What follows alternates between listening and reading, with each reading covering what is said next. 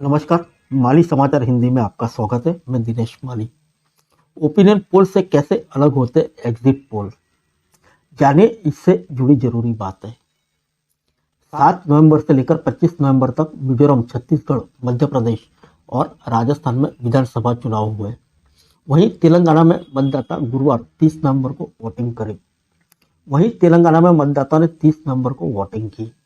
सभी राज्यों के नतीजे 3 दिसंबर को पता चलेंगे, लेकिन 30 नवंबर की शाम को अलग अलग मीडिया चैनलों और सर्वे एजेंसियों की तरफ से एग्जिट पोल जारी किए।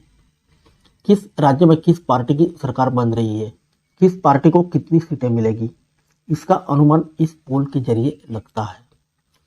अगर आप सोच रहे होंगे कि एग्जिट पोल क्या है, कैसी मतगणना से पहले ये सरकार बनाते हैं और बिगाड़ने का दावा करते हैं, इसका इतिहास क्या है, एग्जिट पोल और ओपिनियन पोल में क्या अंतर होता है, इन सभी सवालों का आज हम आपको जवाब देंगे। सबसे पहले जानते हैं एग्जिट पोल क्या है। दरअसल एग्जिट पोल एक तरह का चुनावी सर्वे होता है।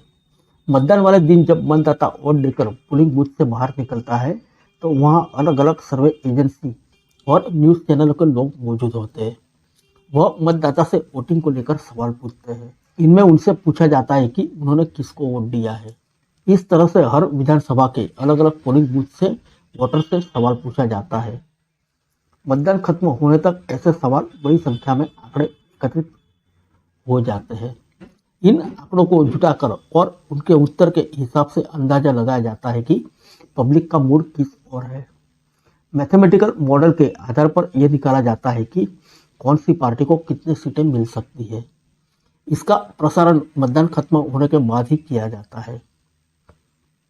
आइए जानते हैं कितने लोगों से पूछा जाता है सवाल। एक वरिष्ठ पत्रकार बताते हैं कि एग्जिट पोल कराने के लिए सर्वे एजेंसी या न्यूज़ चैनल का रिपोर्टर अचानक से किसी बूथ पर जाकर वहां के लोगों से बात करता है।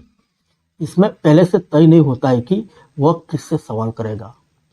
आमतौर पर मजबूत एग्जिट पोल के लिए 30 से 35 हजार से लेकर 1 लाख वोटर्स तक से बातचीत होती है।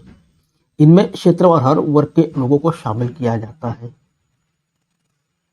आइए जानते ओपिनियन पोल और एग्जिट पोल में क्या होता है अंतर। ओपिनियन पोल चुनाव से पहले कराया जाता है। ओपिनियन पोल में सभी लोग को शामिल किया जाता है, भले ही वो वोटर हो या नहीं। ओपिनियन पोल के रिजल्ट के लिए चुनाव दृष्टि से क्षेत्र के मुख्य मुद्दों पर जनता की नब्ज को टटोलने का प्रयास किया जाता है। इस तरह क्षेत्रवार यह जानने की कोशिश की जाती है कि जनता किस बात से नाराज है और किस बात से संतुष्ट है। एग्जिट पोल मतदान के तुरंत बाद किया जाता है। एग्जिट पोल में केवल वोटर्स को ही शामिल किया जाता है। मतलब इसमें वही लोग शामिल होते हैं जो वोट डालकर बाहर निकलते हैं।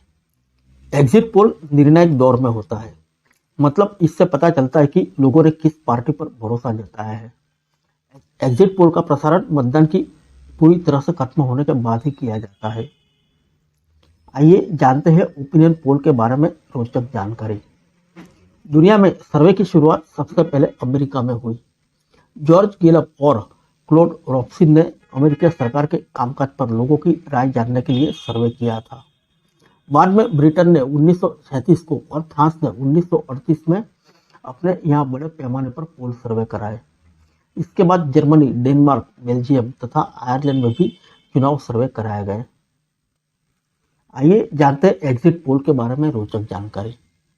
एग्जिट पोल की शुरुआत नीदरलैंड के समाजशास्त्री और पूर्व राजनेता मार्सेल वॉन डेम ने की थी। वॉन डेम ने पहली बार 15 फरवरी 1967 को इसका इस्तेमाल किया था।